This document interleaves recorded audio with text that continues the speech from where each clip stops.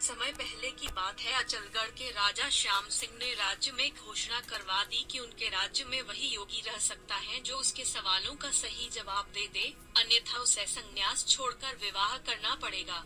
राजा श्याम सिंह के सवाल थे, योगी और गृहस्थ को कैसा होना चाहिए, तथा योगी बनना ठीक है या गृहस्थ। राज्य में अनेक योगी आए, पर संतोषजनक उत्तर न देने पर उन्हें गृहस्थ बनना पड़ा। एक दिन प्रातःकाल ही एक योगी राजमहल के द्वार पर पहुंचा। द्वारपाल उसे राजा के पास ले गया। राजा ने उससे भी अपने सवाल दोहराए। योगी ने कहा, हे राजन, इन सवालों का जवाब मैं आपको 1 महीने बाद दूंगा। राजा ने उसकी प्रार्थना स्वीकार कर ली। अवधि पूरी होने पर योगी ने राजा से कहा, राजन, आपको मेरे साथ चलना होगा। राजा और योगी साथ साथ चल दिए। चलते चलते उन्होंने कई दिन बाद राज्य की सीमा पार की। दूसरे राज्य में पहुंचने पर योगी ने कहा, राजन, हम लोग जिस राज्य में चल रहे हैं, इस राज्य की राजकुमारी का आज स्वयंवर हो रहा है। चलो, हम उस स्वयंवर को देखकर आगे बढ़ेंगे। राजकुमारी मंडप में जयमाला लेकर आई और उसने उसे अकस्मात योगी के गले में डाल दिया। स्वयंवर में उपस्थित अन्य राजकुमारों ने कहा, राजकुमारी से गलती हो गई है, वह फिर से जयमाला डालेंगी। योगी ने जयमाला निकालकर राजकुमारी को दे दी। चारों तरफ घूमकर राजकुमारी ने जयमाला दूसरी बार भी योगी के गले में डाल दी और ऐसा ही तीसरी बार भी हुआ।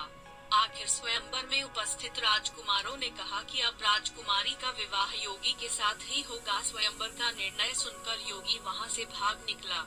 राजकुमारी ने योगी का पीछा किया। आगे आगे योगी, उसके पीछे राजकुमारी और अंत में राजा श्याम सिंह। भागते भागते योगी और राजा घने जंगल में पहुँचे। कुछ दूर और पीछा करने के बाद राजकुमारी आगे न जा सकी। शीत ऋतु थी, धीरे धीरे पानी बरस रहा था, रात भी अंधेरी। आगे चलने का उचित समय न रहने के कारण राजा और योगी एक शालमली के वृक्ष के नीचे बैठ गए।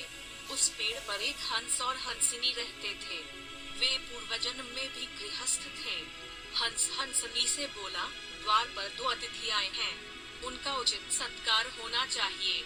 सबसे पहले इन लोगों को शीत से बचाने का उपक्रम करें, क्योंकि आज ठंड बहुत ज्यादा है। हंसिनी ने पेड़ से सूखी लकड़ियां गिरानी शुरू कर दी। हंस किसी प्रकार गांव से आग ले आया। योगी ने आग जला दी, फिर पेड़ से गिराए गए फलों को इकट्ठा किया। राजा मांसाहारी था। हंस ने हंसिनी से कहा, प्रिय, मेरे न रहने पर तुम बच्चों का पालन पोषण कर लोगी, किंतु मैं तुम्हारे बिना पागल हो जाऊंगा, इसलिए पेड़ के नीचे जलती आग में गिरकर प्राण दे रहा हूँ, ताकि राजा की भूख शांत हो सके। यह कहकर हंस आग में गिर पड़ा। योगी फल खाकर कुछ सोचने लगा। दूसरी ओर राजा भी भूख से परेशान हो रहा था।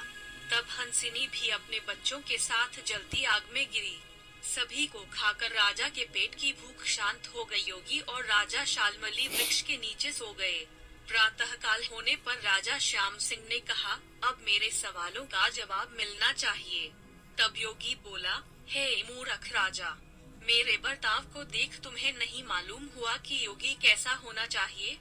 गृहस्थ हंस हंसिनी जैसा हो, जो अतिथि के लिए अपना सर्वस्व निछावर कर दे। हे राजा, गृहस्थ और योगी को त्यागी होना चाहिए। रही योगी या गृहस्थ बनने की बात, तो यह अपनी अपनी पसंद है, जो जैसा होना चाहे। अगर आपको हमारी कहानी पसंद आए तो हमारे चैनल को सब्सक्राइब करें और अपने दोस्तों के साथ शेयर करें।